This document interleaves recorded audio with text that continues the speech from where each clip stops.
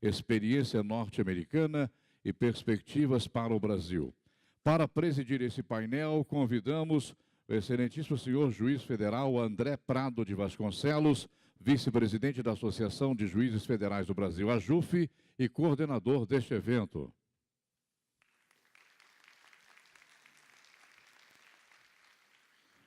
Como painelistas, o excelentíssimo senhor advogado Stefan Casella, advogado atuante na Justiça Americana.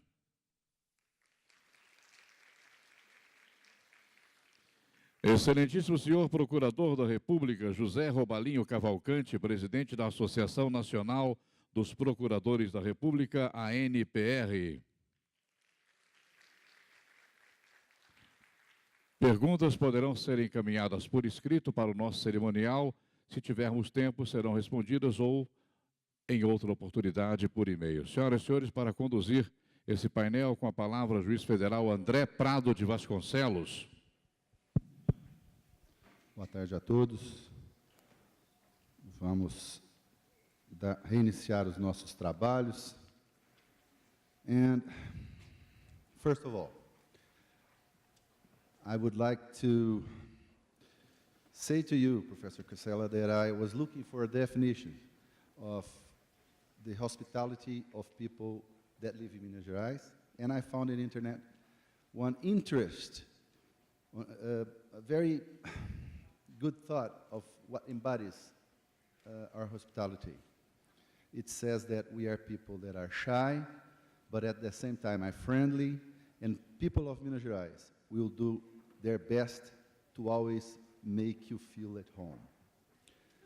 From this definition, I depart our dialogue here by saying to you that in your own language, how thankful we are for the fact that you took your time to be with us today, since we do not have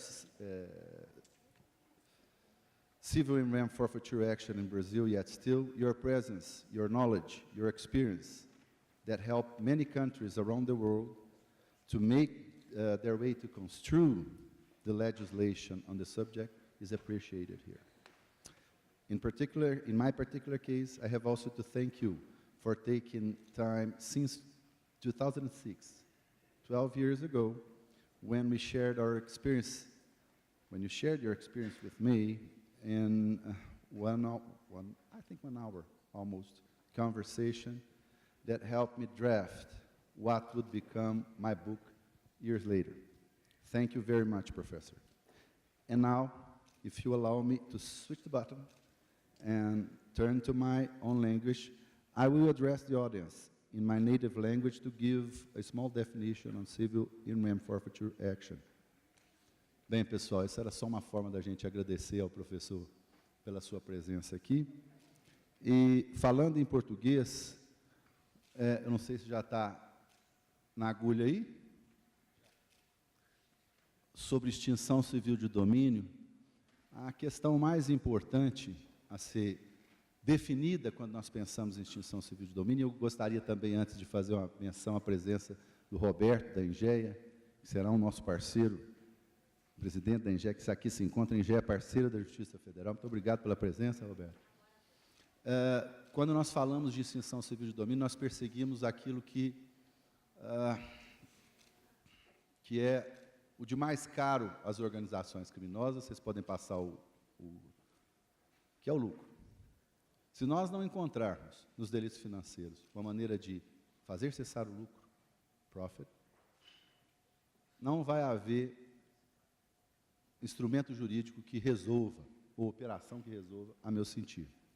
E eu gostaria apenas de fazer duas pequenas intervenções no sentido de explicitar o que é a ação de extinção civil de domínio, dando os conceitos do professor Casella e da Suprema Corte dos Estados Unidos. O primeiro deles, pode passar o slide, é que a extinção civil de domínio, ou perda civil de bens no direito estrangeiro, é conceituada como a privação do direito de liberdade, sem qualquer compensação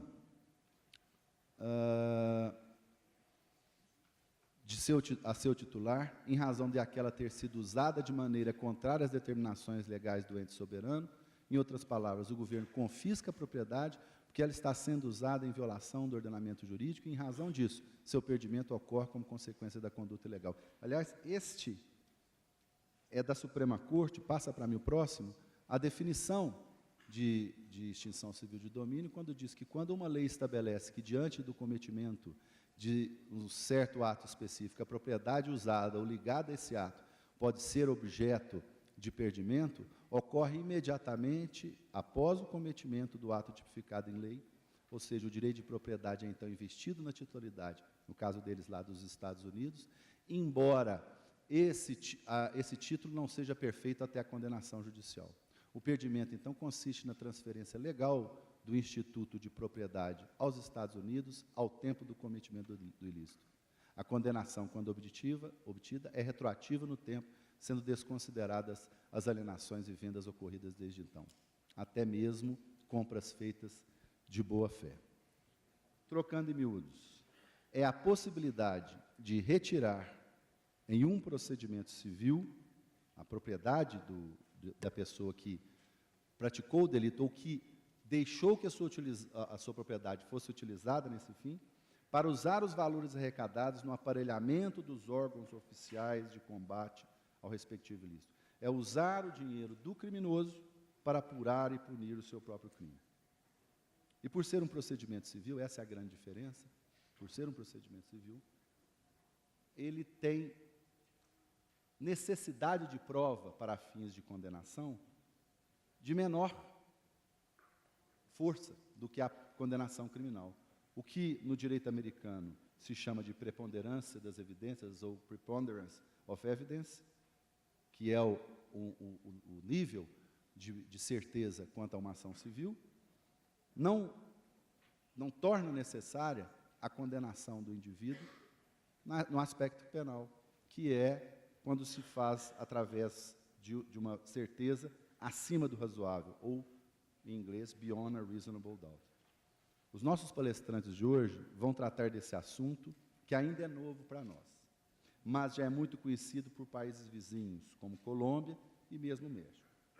Feita essa pequena intervenção inicial, apenas para que nos situássemos no tema, eu vou passar já diretamente ao primeiro palestrante. E o primeiro palestrante é um grande conhecedor do tema, trabalhou com isso durante muitos anos nos Estados Unidos. Stefan Cassella foi procurador da República, entre aspas, um correlato do procurador da República nos Estados Unidos por 30 anos, especializando-se em lavagem de dinheiro e perdimento civil de bens. Ele se aposentou há 3 anos como chefe da seção de perdimento civil de bens e lavagem de dinheiro no escritório da Procuradoria Federal em Baltimore, Maryland. Ele é autor do tratado Lei de Perdimento Civil nos Estados Unidos e profere palestras frequentemente sobre o assunto no mundo inteiro. Aliás, ele está vindo do Chile para proferir essa palestra aqui hoje. Atualmente, ele está desenvolvendo esforços para auxiliar na melhoria das legislações a respeito de perdimento de bens na Guatemala, na Argentina e no Chile, como consultor especial. Senhoras e senhores, com os senhores, professor Stefan Cassella. Professor, por favor.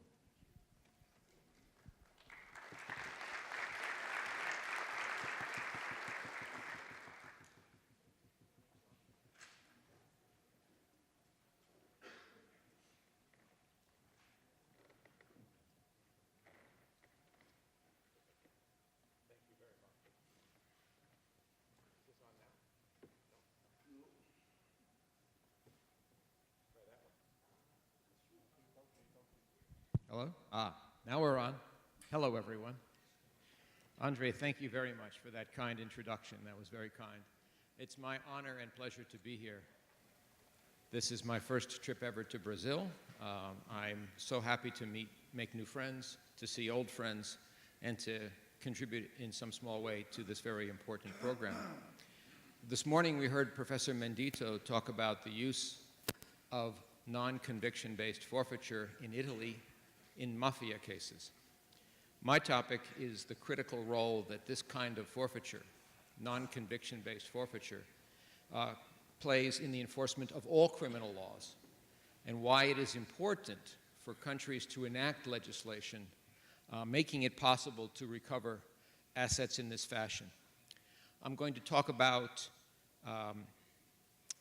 what I mean by non-conviction-based forfeiture, how it works in the United States, and instances where it is useful, perhaps absolutely necessary, to do the forfeiture in a case that does not involve a criminal prosecution.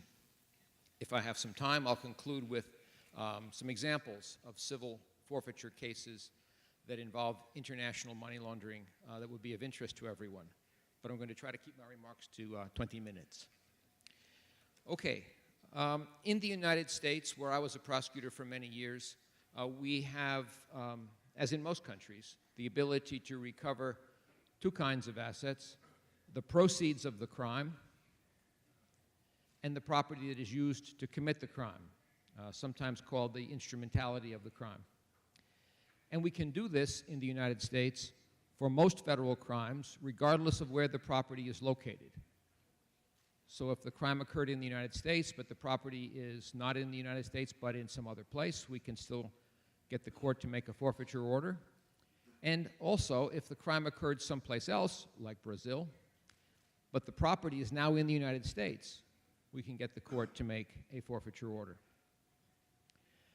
By the proceeds of the crime, I mean anything the criminal would not have but for having committed the offense. Sometimes that's obvious. If he sells drugs, the money he gets is the proceeds. If he gets a bribe, the bribe is the proceeds. If he commits fraud, the fraud proceeds are the proceeds of the crime. Sometimes it's more complicated. Suppose he, by paying a bribe to a public official, gets the contract to build a road and is paid a lot of money to build the road. But he builds the road. Is all the money that he gets for building the road the proceeds? Or does he get credit for how much money he spent to build the road? And people debate that, and the courts in our country disagree on that question. But generally, the term proceeds is well understood. By property used to commit the crime, I mean anything that makes the crime easier to commit or is used to commit it. Someone robs a bank with a gun, the gun is facilitating property. If he finances terrorism, the money used to finance terrorism is the facilitating property. Sometimes it can be something more complicated, like a whole business that is used as the vehicle for laundering the proceeds of another crime. The business itself may be the facilitating property. In the United States, as in many countries, we can do this forfeiture in either of two ways. The first is as part of a criminal prosecution. The defendant is convicted, and as part of his sentence, he is ordered to forfeit the proceeds of the crime and the property that was used to commit it. What is perhaps less familiar to all of you is the second method, which is a separate civil action that's not part of any criminal case, and that's what we call a non-conviction-based forfeiture. So let me, just very briefly, in a criminal case, the defendant is convicted.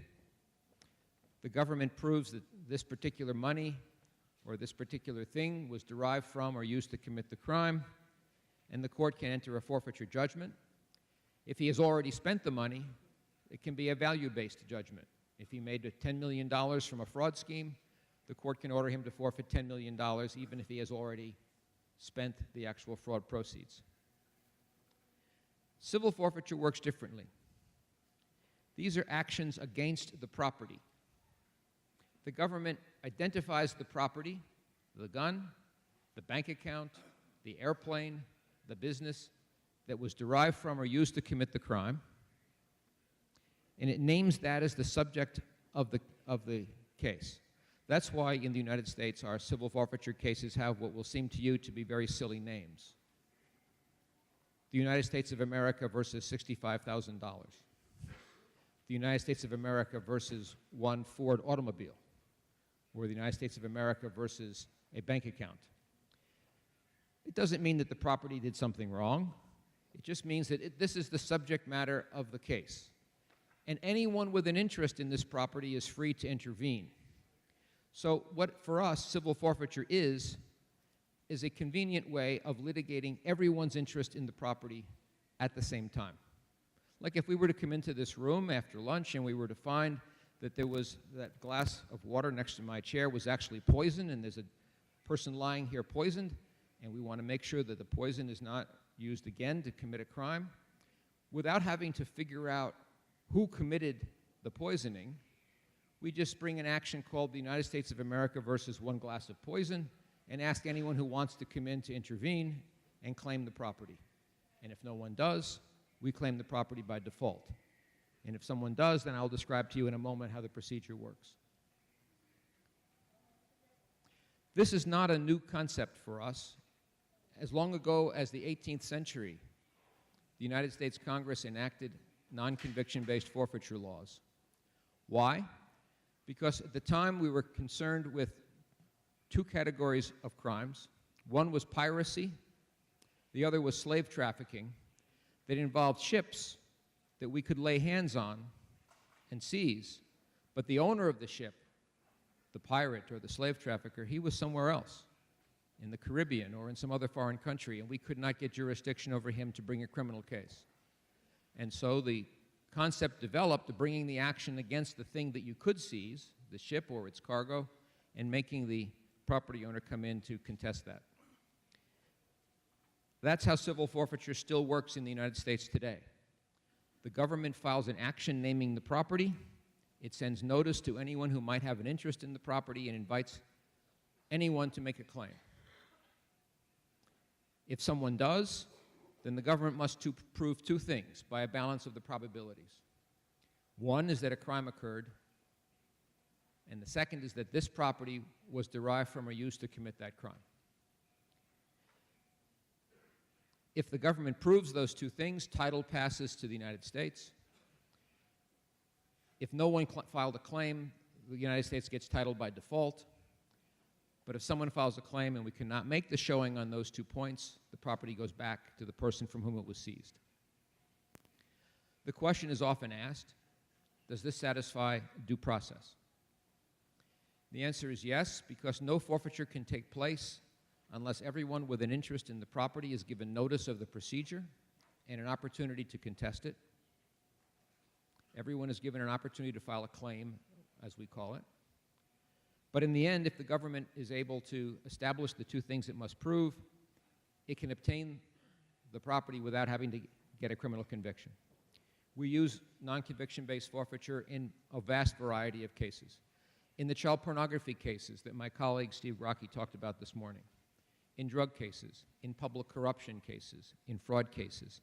And for those who ask, do you still have cases involving pirates and slave traffickers? I say yes. We still have pirates, we just call them terrorists.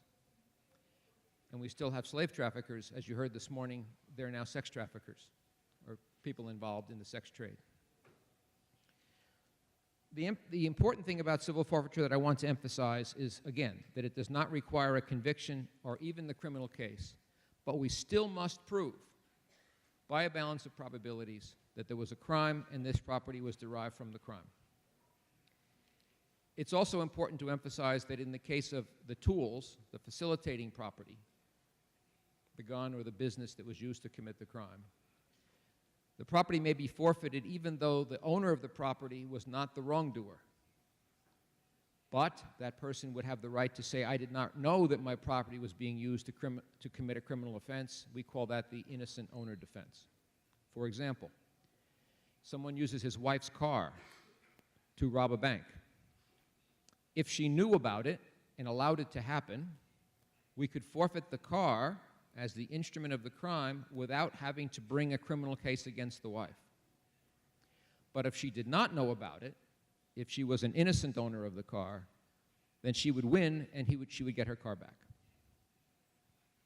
Now, let me spend the rest of my time on this important point. Why would a prosecutor such as myself choose to use non-conviction-based forfeiture instead of forfeiture as part of a criminal case? When would I make this decision to go one way or the other? It's a lot of extra work to both prosecute someone and do a separate civil forfeiture case. So if you could do the forfeiture as part of the criminal case, that would be easier, and that's what we do most of the time. Also, civil forfeiture has a limitation. Remember I said there were two things the government has to prove, and the second one is that this property was derived from the crime. In the case of a bank account or cash, it's often very difficult to trace the money back to the crime.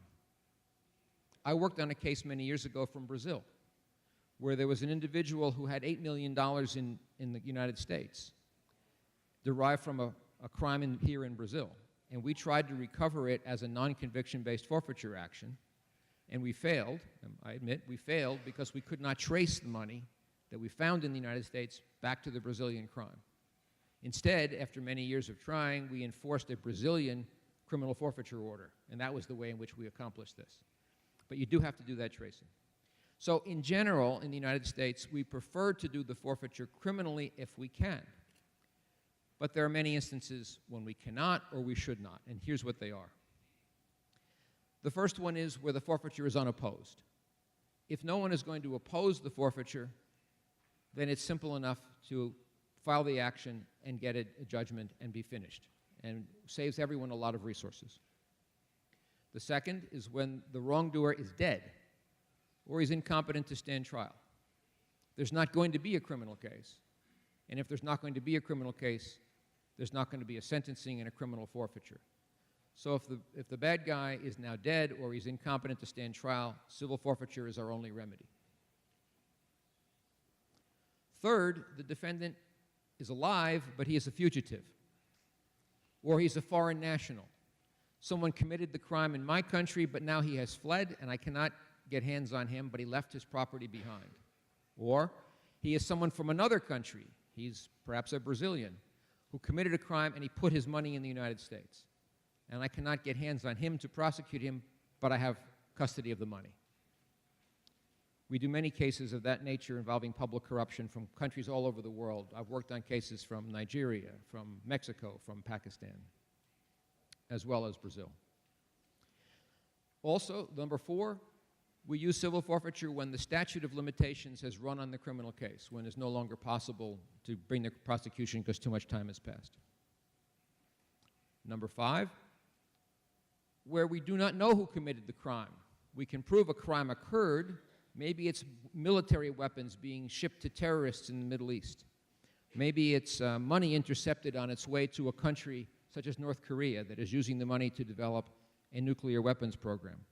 Maybe it is money seized from a courier who is not the owner of the money, but he does not know who the boss is who gave him the money to transport.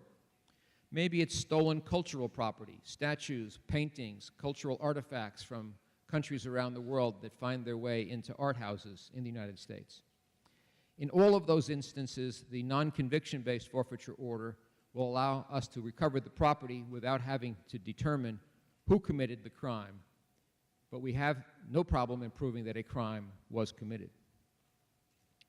Number 6, sometimes the defendant is convicted of or pleads guilty to a crime different from the one that gave rise to the forfeiture of this particular asset. Maybe he is convicted of robbing the bank, but he also has money that was derived from drug trafficking, and there's no reason to prosecute him a second time to achieve a jail sentence. There may be a reason to bring a civil forfeiture action to recover the property. We in the United States do not have the concept of extended confiscation. We can only, in our criminal cases, recover the property derived from the crime for which the defendant was convicted. So we have to bring the civil action to recover other assets. Number 7, the defendant has already been convicted somewhere else. He may have been convicted in Brazil, and now we have him custody in the United States, but all we want to do is recover his property. There's no reason to prosecute him a second time. The next one is the interests of justice. It is not always necessary to obtain a felony conviction and put someone in prison to achieve punishment for a particular crime. Some crimes, the appropriate punishment is just take the property away. I'll give you an example. There was a case not long ago in the United States where a woman, elderly woman, bought a gun for her son for a present, knowing that he was a convicted felon and was not allowed by law to possess the gun. And she lied on the documents when she bought the gun, saying it was for herself when it was really for her son. No. As a prosecutor, what do you do with those facts? Do you do nothing because she's an elderly woman? Do you bring a felony charge against her and put her in jail for committing the felony of buying a gun for a convicted felon? Or do you just take the gun? And sometimes just taking the gun or the money or the car or whatever it is the appropriate punishment for the particular crime that occurred. In a case where a woman allows her husband to use her car or her money to commit some crime, but she is not seriously involved, she knew it was happening, but she is not the principal wrongdoer, civil forfeiture allows us to take her property without having to bring a criminal case against her and put her in jail along with her husband. And then the last example is simply cases where we have a criminal case that's taking a long time to develop, but civil forfeiture might be a way of taking possession of the property now so that it doesn't disappear while the criminal case is being developed. So very briefly, I'm finished. I just wanted to give you these couple of examples of where we've used this recently in international cases. There's a case called Mega Upload, where an individual in New Zealand was using the internet to steal intellectual property in the United States from artists, movie producers, and so forth. We could not prosecute him because he was in New Zealand. But he committed the crime in the United States, and there were United States victims, and we used a non-conviction-based judgment to recover his property, the proceeds of the crime. In a public corruption case, General Abacha was the military leader of Nigeria.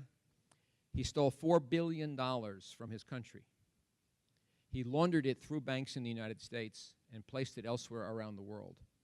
We were able to use non-conviction-based forfeiture because the money laundering occurred in the United States, to recover the property from the bank accounts around the world and return it to the people of Nigeria.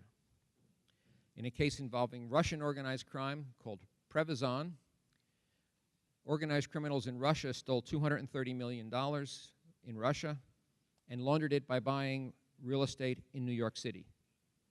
We could not get our hands on them. In fact, we could not even identify who the wrongdoers were, but we could prove the crime, and we could recover the property in New York, and that was the proceeds of the crime that could be recovered through civil forfeiture. And the last example is one I alluded to a moment ago. We were able to capture money moving through U.S. banks on its way to North Korea in violation of UN sanctions that was going to be used to finance their nuclear weapons program. And we used non-conviction-based forfeiture to seize the money and to forfeit it in the United States.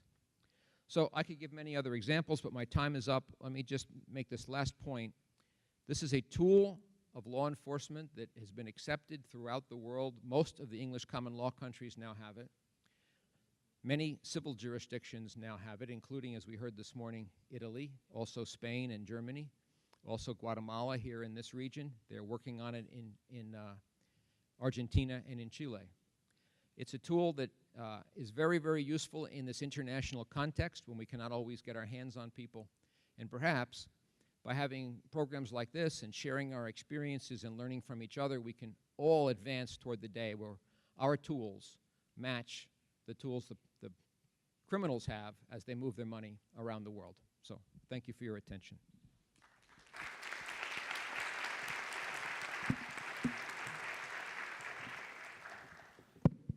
Thank you, Professor Casella. We'll see if we have time to the debates.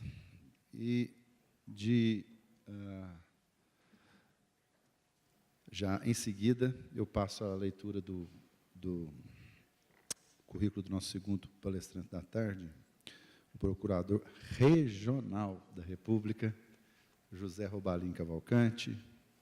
Ele é bacharel em Economia pela UFPE, bacharel e mestre em Direito pela UNB, Procurador Regional da República, presidente da Associação Nacional dos Procuradores da República, ANPR, nos biênios entre 2015, 2017, 2017 e 2019, vice-presidente da mesma ANPR de 2011 a 2013 e de 2013 a 2015. É membro do Ministério Público Federal desde 1999 tendo atuado nas Procuradorias da República do Estado de São Paulo, Goiás e Distrito Federal, na área criminal. É Procurador Regional da República desde 2014, sendo titular do 2º Ofício Criminal da Procuradoria Regional da República da Primeira Região, representante há 10 anos do MPF e da ANPR na Estratégia Nacional de Combate à Lavagem de Ativos, a ENCLA. Atua em combate à lavagem de dinheiro e terrorismo e crime organizado. É professor de Direito Penal, é autor de artigo publicado sobre extinção civil de domínio, foi consultor legislativo da Câmara de Deputados e auditor federal de controle externo do Tribunal de Contas da União, e aí vem as questões que não estão aqui colocadas, um amigo dileto, um lutador dessa nossa causa da extinção civil de domínio já há 7 anos, pelo menos, né, doutor Robalinho? Um pouco mais, 8 ou 9 anos. Estamos juntos aí nessa luta para a criação desse instituto no Brasil. Enfim, uma personalidade daquelas que eu mencionei ontem, né, que retrata os fatos recentes da história, um protagonista recente da história brasileira. Com a palavra, o doutor Robalinho.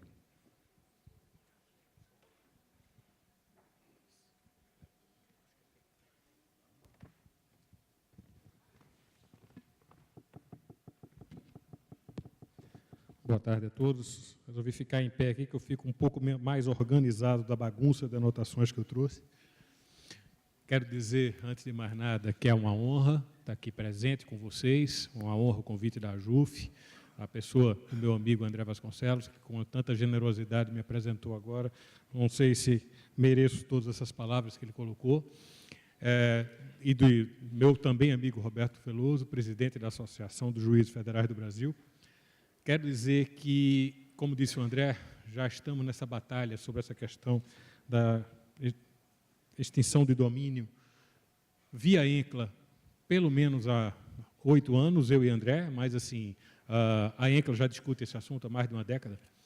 E a gente queria trazer o que o André me pediu para trazer aqui hoje para vocês, tá? E queria colocar como pontapé, né, inicial nesse nosso debate, como é que essa questão da extinção do domínio, tão bem colocada pelo nosso palestrante da experiência americana, se insere ou não se insere no nosso ordenamento jurídico.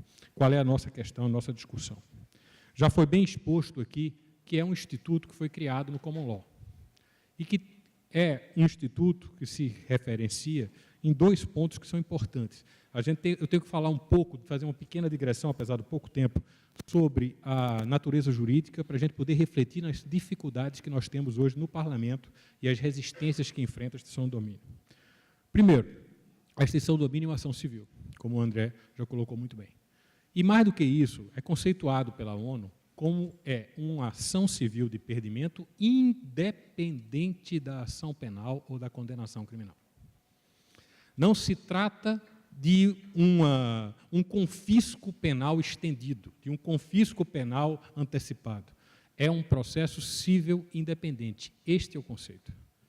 Uma arma a mais que os Estados ganhariam para combater, como colocou bem o André, nesse contexto, tá? O crime organizado. E combater o crime organizado buscando extrair os bens que multiplicam e que dão a vantagem do crime na sua continuidade das suas atividades. Tanto a Convenção de Palermo, de 2000, tá? Combate ao crime organizado, como a Convenção de Mérida, de 2003, de combate à corrupção, prevêem nos seus artigos, nos seus dispositivos, que os países se comprometam com esse tipo de extração, ou seja, de conseguir, na medida do possível, das suas legislações cíveis, uma forma cível, uma ação cível de combate e de extração, tá, de perda de domínio, de perda de propriedade, daquele bem que está vinculado ou que é produto do crime. A ONU, desde 2007, tem uma iniciativa especial, a UNIDOC, o escritório da ONU de combate ao crime organizado, tá, estimulando exatamente esse tipo de situação que nós estamos discutindo aqui, e vários países do mundo aperfeiçoarem suas legislações em torno da extinção do domínio. E o Brasil está comprometido com todo esse tratado e todo esse corpo internacional, como acontece em outras tratativas de crime organizado. Mas aí vem a questão. Como coloquei para vocês, é um instituto do Common Law, e foi exposto já aqui, felizmente, é um instituto que surge originalmente, não que seja um instituto ontologicamente impossível de ser colocado no nosso instituto, mas é necessário a gente entendê-lo como é que ele surge lá, para a gente ver a dificuldade aqui. A persecução lá nos Estados Unidos, tem 200 anos, é contra a coisa. É evidente que nós não temos no nosso ordenamento jurídico essa possibilidade de fazer o processo contra a coisa. Nós podemos fazer em razão da coisa, seguindo a coisa, in rem ao próprio terreno, nós sabemos disso. Mas não vamos fazer em razão da coisa. Essa é a primeira dificuldade, que parece pequena, mas não é. A segunda é a discussão do que é o direito da propriedade, como está constitucionalizado aqui no nosso país. E aí nós temos algo que todos vocês, todos nós que operamos no direito, sabemos disso. Nós somos um país que certos conceitos são conservadores. Nós temos dificuldade de enfrentá-los. Eu e o André somos velhos, antigos parceiros de luta, exatamente, ele representando a JUF, eu o MPF, depois a NPR, na Estratégia Nacional de Combate à Corrupção e Lavagem de Dinheiro, nas discussões que aconteceram sobre extinção do domínio. E nós vivenciamos lá o quê? Representantes de órgãos estatais do Estado brasileiro. E pessoas sem nenhuma dúvida, mas melhores intenções, todo mundo está sentado ali para tentar melhorar a legislação. Mesmo assim, a resistência enorme de incorporar o conceito de extinção do domínio. Por quê? Porque a ideia de que a propriedade só pode ser perdida depois de um devido processo legal material. O que significa não apenas que você tenha um processo com ampla defesa e que você tenha uma possibilidade de discussão e de contraditório, mas, e aí entram esses críticos, que você comprove a real motivação de perda da propriedade. Aí vem o gancho, que até hoje nós estamos lutando há 10 anos e paulatinamente estamos conseguindo superar, mas que é o gancho principal. Se exige que você prove a razão de ser para a perda da propriedade, a razão de ser, no caso da extinção do domínio, seria o ato ilícito. No caso, vamos pegar o aspecto do ato ilícito criminal, exige-se a condenação criminal, ou pelo menos está dentro do processo penal, para você realmente fazer a perda da propriedade. Ou seja, os que assim defendem, que advogavam, que a gente enfrentava lá, defendiam não a extinção do domínio, mas um confisco alargado, que pode ser até útil, mas não é a mesma coisa. Não tem o mesmo instrumento. O André colocou aqui muito bem, como ele sempre posiciona, excepcionalmente, a diferença. A diferença é que no processo penal, o grau de exigência da prova é muito maior. Nós sabemos disso. Exige-se, no linguajar dos Estados Unidos, que eu sempre repito aqui, porque é muito importante e firma bem, resume bem, exige-se uma prova além de qualquer dúvida razoável. Há uma liberdade, quer dizer, uma possibilidade de discussão, de contestação muito maior do que existe no cível. Se você coloca e discute com as pessoas, é o seguinte, olha, mas o direito à propriedade é protegido na nossa Constituição, mas ele não pode ser protegido no mesmo grau do direito à liberdade. As pessoas concordam. Mas onde é que está o conceito, o limite do qual seria a proteção da propriedade e proteção da liberdade? Bom, mas voltando para o rumo principal. Nós não temos muito tempo, eu queria chegar aqui em alguns pontos para vocês. A discussão, então, é como fazer uma ação que é civil, independente do criminal, e que supere essas objeções constitucionais da resistência ao conservadorismo do nosso sistema jurídico à questão do que seria a perda da propriedade sem a prova de que há ali uma questão do crime. A ENCLA, em 2006, apresentaram em 2007, preparou um primeiro projeto. Pela primeira vez, a ENCLA discutiu extinção do domínio. Até bem atual, assim, antecipada em relação, por exemplo, à iniciativa da ONU. A ONU criou uma iniciativa para estimular legislações de extinção do domínio em 2007 também. O Brasil já estava avançado. Baseado na Lei 793 de 2002 da Colômbia, em larga medida, se fez um projeto em que, e aí que eu queria que vocês acompanhassem primeiro, se discutia e se definia a extinção do domínio como transferência da propriedade de bens e direitos. Eu poderia ler aqui exatamente o artigo, mas eu acho que, como nós temos um tempo reduzido, é suficiente para vocês compreenderem isso. Derivado de ato ilícito, o que significa que incluía todo o ato criminal e mais os atos de improbidade, o Estado poderia entrar com ação de perda da propriedade ou da posse daquele bem, tá? De transferência da propriedade. É uma coisa muito semelhante foi como o modelo que a Colômbia adotou. Existe toda uma previsão processual que eu não queria entrar hoje apenas porque eu quero me concentrar na questão material, a discussão de quem é que tem legitimidade para fazer essa ação. Nessa legislação prevista pela ENCLA de 2007, seria o Ministério Público, porque ela mimetiza, ela jogava para a ação civil pública. Ela não criava um princípio, uma forma própria de processamento, mas, em larga medida, dizia, vai ser uma ação civil pública. E o Ministério Público entraria com essa ação civil pública contra os proprietários aparentes e certas situações contra terceiros. Mas o fato é de que era ato ilícito, crime e improbidade, e o conceito que se trabalhava era transferência de propriedade. Significa o quê? Propriedade existia e seria transferida como para o modelo americano, como os senhores viram. É algo óbvio para eles, há 200 anos que trabalham com esse conceito, mas nós esbarramos no problema do devido processo legal material e da resistência que existe, jurisprudencial inclusive, tá, à questão da perda da propriedade. A moral da história é que este projeto, quando saiu da ENCLA, foi aprovado pela ENCLA e era para ser encaminhado ao Poder Legislativo pelo Poder Executivo. É assim que a ENCLA funciona. Ou funcionava até bem pouco tempo. Agora houve ligeiras mudanças. Nós preparávamos anteprojetos de lei e o Ministério da Justiça, que está lá sentado na ENCLA e, portanto, na discussão da Estratégia Nacional de Combate à Corrupção e Lavagem de Dinheiro, concordou com aquele projeto, encaminharia. O projeto nunca foi encaminhado.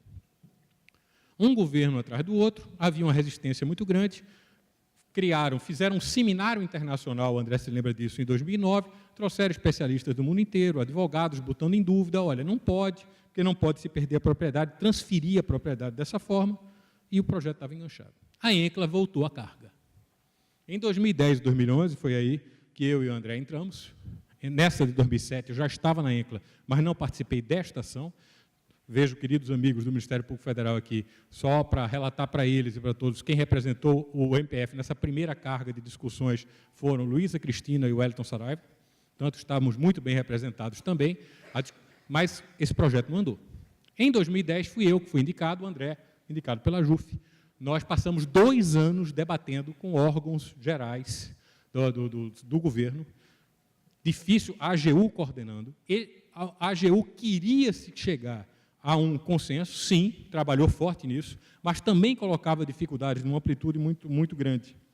E qual foi, então, o conceito que nós utilizamos? Por favor. Ficou um conceito um pouco diferente.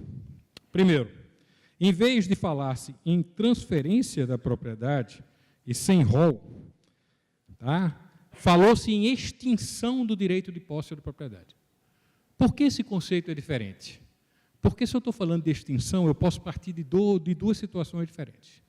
No caso do produto do crime, porque a extinção civil, a perda civil por uma ação, tá, de extinção do domínio, ela atinge o produto e o instrumento do crime.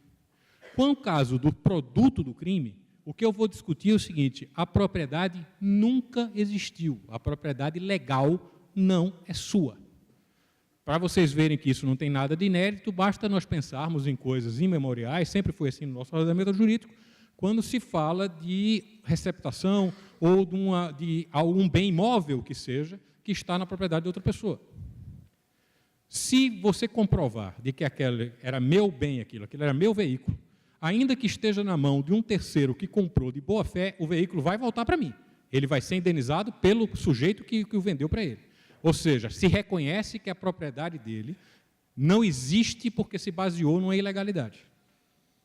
É o conceito que se usa quando se fala de extinção de direito da posse da propriedade.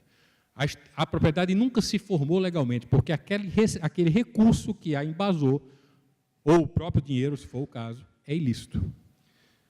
E no caso do instrumento do crime, em que a compra foi legal, mas de alguma forma é utilizada, você vai atrás em cima de outro conceito, também previsto na nossa legislação, previsto na nossa Constituição, e importante de ser usado nesse momento, que é a função social da propriedade.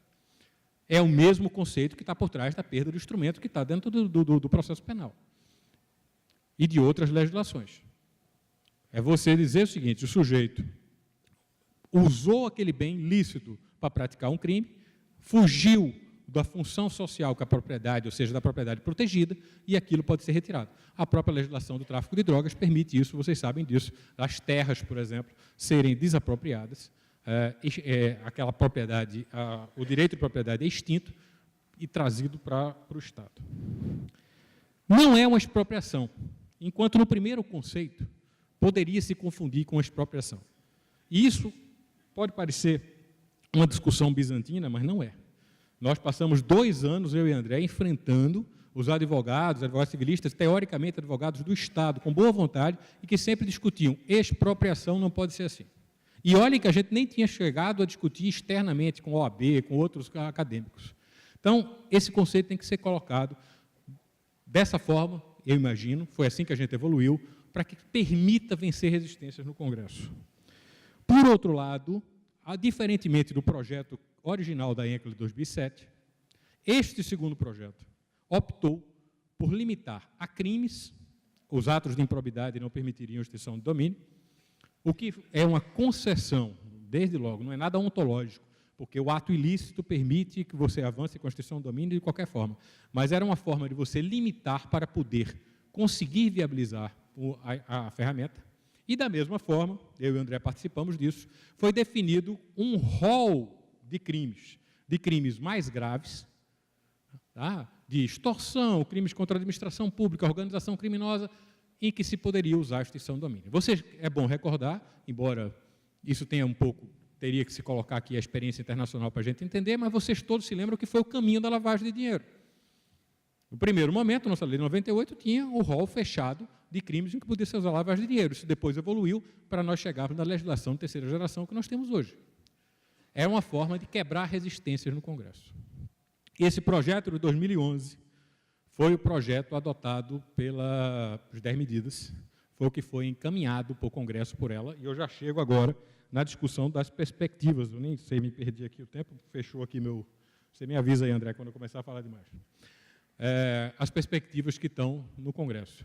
Antes de continuar, só queria dizer, nesse combate ao crime organizado, como isso é fundamental e importante, estou aqui num evento em que nós estamos discutindo a macrocriminalidade, não poderia prosseguir sem fazer um parêntese para homenagear as pessoas do Dr. Marcelo Bretas, do Dr. Valisney, que ontem aqui falaram tão bem, com quem eu trabalhei, tive a honra de trabalhar, tá, como procurador da República no DF, junto à 10ª Vara, e do meu amigo e colega Ataíde, representando o MPF, as diversas forças-tarefas e os juízes federais que trabalham na Lava Jato. E que, como símbolo de um momento em que Justiça Federal, Ministério Público Federal, Polícia Federal, o Estado brasileiro, está trabalhando de maneira mais eficiente, com ferramentas modernas, com a tecnologia de investigação que está funcionando para transformar o Brasil. A extinção do domínio seria uma peça fundamental para que esse caminho continuasse. E esperamos que continue. Dentro desse contexto, dentro do esforço em que dos colegas que elaboraram e que todos nós que ajudamos nas 10 medidas, ela estava incluída nas 10 medidas de combate à corrupção. Mas não é o único projeto que está no Congresso. E aí é o que eu queria dizer para vocês. Hoje, nessa questão das 10 medidas, vamos começar por aí só porque eu toquei no assunto para a gente firmar em situação que está no Congresso, naquela malfadada noite, trágica noite, foi falado aqui no meu currículo que eu fui consultor legislativo, fui durante 6 anos, eu trabalhei na Câmara dos Deputados, tenho muito orgulho disso, tenho muito orgulho daquela casa. Eu nunca vi, em 30 anos acompanhando o Congresso Nacional, uma noite de fúria como aquela do 30 de novembro de 2016, na qual um grupo de todos os inimigos e adversários possíveis se juntou para desmontar as 10 medidas de maneira completamente irracional. E uma das irracionalidades eu cito agora.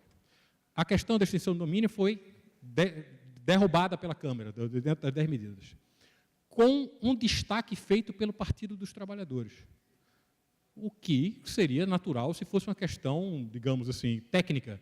Mas vamos colocar qual é a minha dificuldade. É que um ano antes, em 2015, o Executivo, a presidenta Dilma, tinha encaminhado um projeto, em certo sentido, até mais abrangente.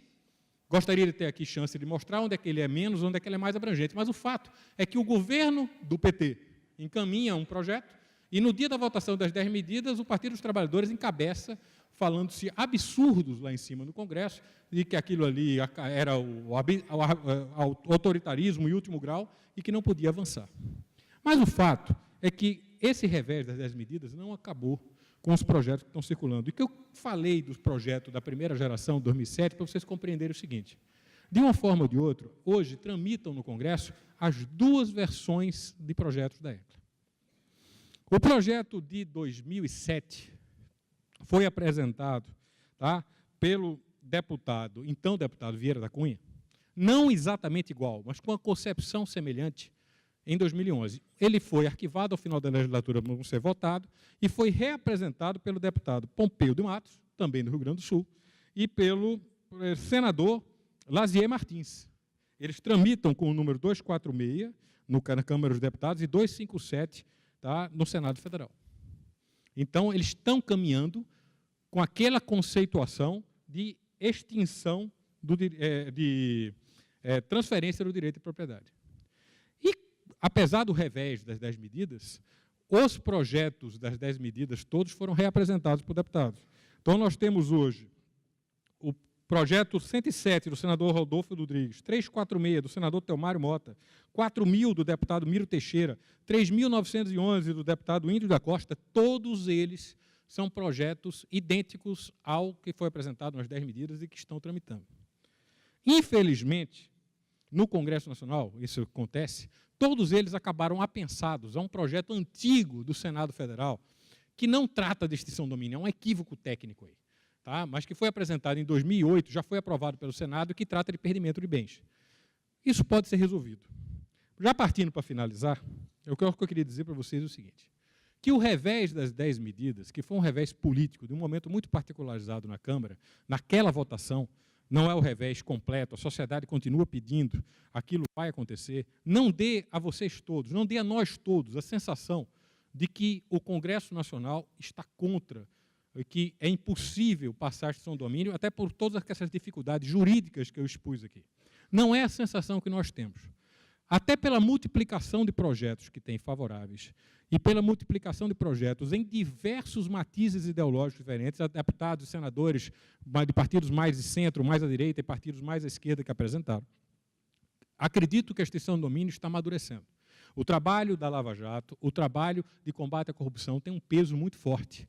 O sucesso da Lei de Organizações Criminosas, não estou aqui eclipsando que nós temos adversários, temos, e adversários perigosos lá dentro, que querem mexer com a Lei de Organizações Criminosas, a propostas de acabar com a delação premiada ou de desmontar a delação premiada, que Salles lembrou muito bem ontem, nós lutamos juntos lá com muita dificuldade para conseguir aprovar, tá? Juízes, procuradores, e aí tem que ser justo, delegados de Polícia Federal, todos nós juntos, para aprovar essa legislação que se mostrou tão importante.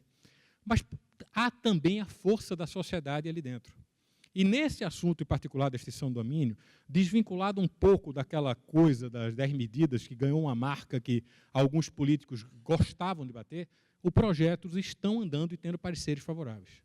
Falta um impulso maior, alguns problemas técnicos existem, eu não entrei aqui em uma série de dificuldades sobre legitimidade, quem é que tem legitimidade, se a ação vai ser na Justiça Federal, se vai ser na Justiça Comum, são detalhes que não são detalhes, são importantes, mas o fato é que a sociedade está pronta para esse avanço e que é importante que vocês todos tenham em mente, para nos ajudar nessa discussão, de que não há nenhuma contradição com a nossa Constituição. A extinção do domínio não contradita com o direito de propriedade, não se trata de uma expropriação sem motivo, como se alegou lá atrás, porque não está provado o processo penal. Essa questão não se discute quando se fala de extinção, porque, na verdade, eu estou dizendo que não se formou a propriedade.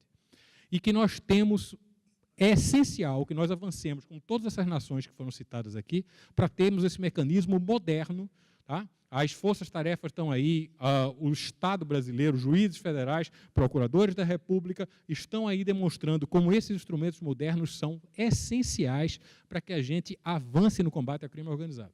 A extinção do domínio é importante, ela tem que ser feita, ela está pronta e mais do que madura. Não deixemos que um revés pontual derrube essa nossa ideia. Ela foi discutida 2 vezes pela ENCLA. A ENCLA é o órgão mais abrangente, é o fórum mais abrangente possível de discussão no Estado, e nas 2 vezes foi aprovada. O Congresso Nacional, uma vez entendendo bem a ideia, vai aprovar, isso é fundamental para o nosso país. Então, era basicamente isso, estou pronto aqui para responder a vocês, como disse o André, agradecendo Veloso, André, pelo convite, é uma honra estar num evento da AJUF, e é uma honra, não apenas representando os procuradores da República, como presidente da associação que eu sou, mas como um velho combatente, como o André também é, dessa luta específica técnica nossa, que é pela ação civil de extinção do domínio. Então, muito obrigado a todos. Acho que eu já estourei o tempo, não?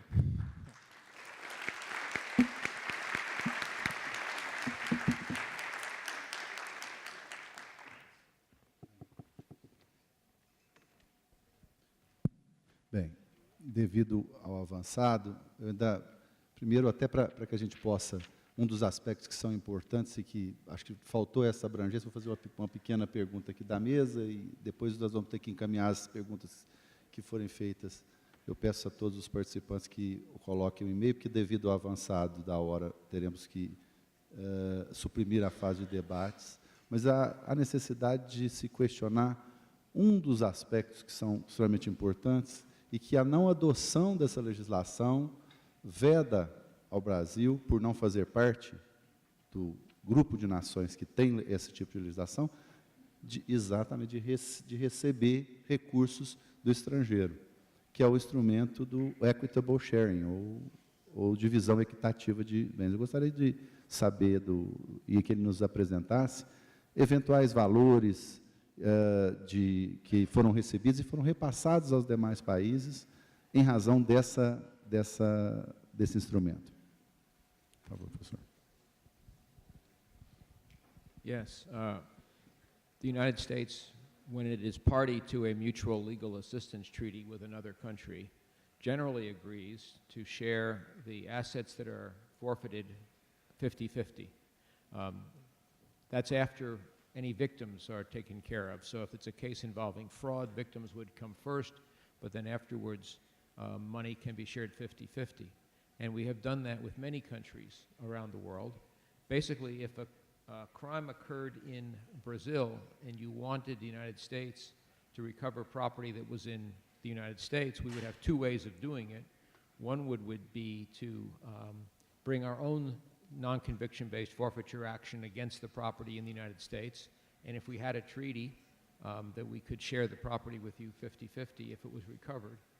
And the other way of doing it would be to enforce a Brazilian order. If you, in Brazil, were unable to convict the person, but you had non-conviction-based forfeiture, we in the United States could enforce your non-conviction-based forfeiture. You might, for example, have a person in Brazil who was a corrupt public official, but he invested his money in the United States. If we were able to, you were able to get an order against that property, even if it was a non-conviction-based order because your defendant was a fugitive or he had died or you could not find him, we could enforce that order and then we could share the property with you as well. So it's one more vehicle not only for recovering the property but for sharing it between the two countries that participate in the process. Então, tendo em vista já o adiantado da hora, eu agradeço ao professor Stefan Cassella, agradeço ao Dr. José Robalim e repasso agora os certificados de participação e um mimo do nosso presidente Veloso a cada um dos palestrantes.